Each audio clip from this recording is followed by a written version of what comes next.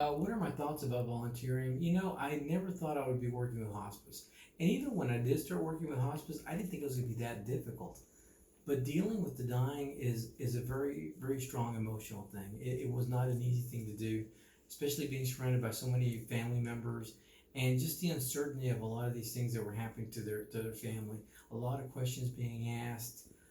It's just a very scary thing. And we as a society are not used to being placed in that situation over and over again. So the thing that's changed a lot is it made me understand and appreciate a little bit more people that do work in the health field that have to deal with death on a regular basis.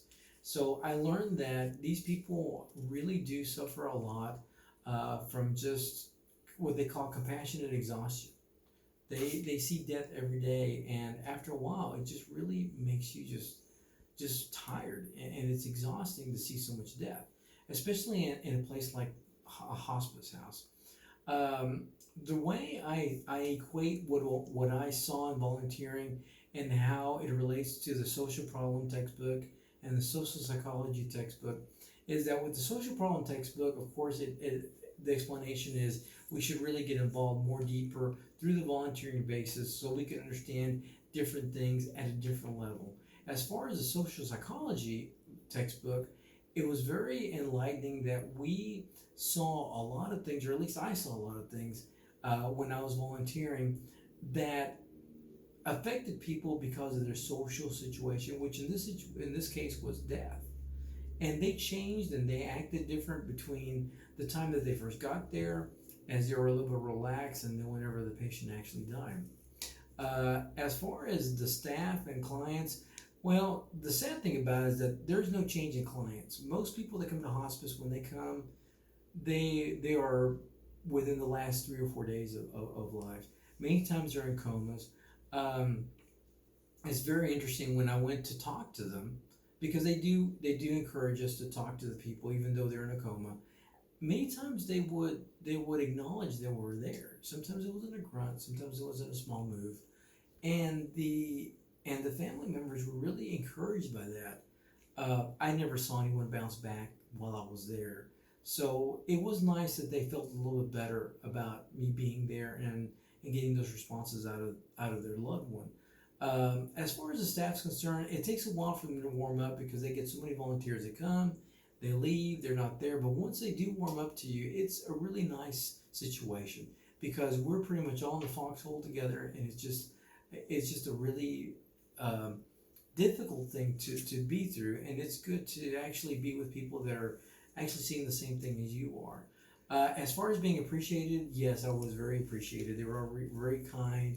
They always said thank you. They were never rude. They were always very sweet.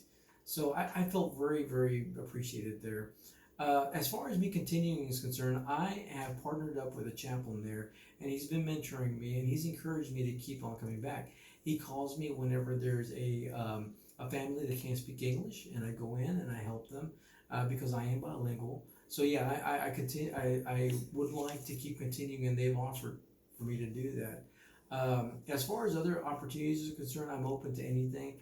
I did tell the chaplain that if he ever needed bilingual translation, um, I was involved with a support group, and they're considering doing it in Spanish for some of the clients, which I think would be really good.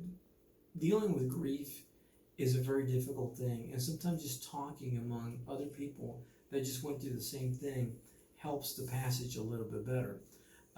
What I took away from the experience is that everyone, at some time or another, will need help. And it's our responsibility to be able to offer that help whenever we can. Not just for a school grade, but just because we're made to be that way. Human nature tells us that we want to be helpful to the people. Um, the some of the terms that I looked at in our books that had to do with some of my volunteer experience. The first two terms came from the social psychological textbook, and it's in the chapter of the importance of scientific research. Um, in that chapter, one observation was made: why do we need to research behavior in the social setting? Many people say, well, it's because, we see it, we understand it, we can explain it. But the funny thing is that there's a lot of little quirks about us that we really don't understand. One thing that we were looking at, or I was reading about, is something that's called hindsight bias. Sometimes we automatically make predetermination about certain things just because we've always had that assumption. And by doing that, we feel pretty confident that that's the outcome of any kind of experiment. The example that the book stated was opposites attract, or birds of the feather fly together. Well, of course, one has to be true or the other one has to be true. People that have hindsight bias really feel strongly one of the two is true. There's only one really good way to determine that, and that is through research, and through the social psychology realm. So that's a really important thing for us to do. And the reason I say that is that when you're dealing with death, people that are dying, family members that are dying, you got to remember we have hindsight bias about how they will behave and how they react about things. I know I had. The other one that out of the same book is something that you would call, that they call insufficient justification. And once again, I could draw upon that when I'm looking at the volunteering realm. Whenever certain things happen in our lives that we don't feel comfortable with, we have episodes that are called cognitive dissonance. It's like a guitar or a piano that's just not tuned. It just doesn't sound right. Well, we have feelings like that too. We want to make things feel right. So through insufficient justification, we're able to do that. We're able to actually justify things in our head to make them justifiable, so we can have not cognitive dissonance, but the opposite of that. The reason that's important to understand is that during death, during dying, during family members, sometimes people don't understand what they should or not should be feeling. A good example is I had a lot of people in the support group say to me, I feel guilty because my husband, my wife, my mother, father finally passed away, because I'm glad they passed away. I'm exhausted of taking care of them 24/7. That is something that they have to internally justify for themselves. And sometimes the social realm does not help that. And they have to actually go through and different aspects of this insufficient justification to make that work right. So those are the two aspects out of that book. With the social problems book, I felt real strongly to pick two things out of the same chapter. I had children that went to school, and my wife works in the school district.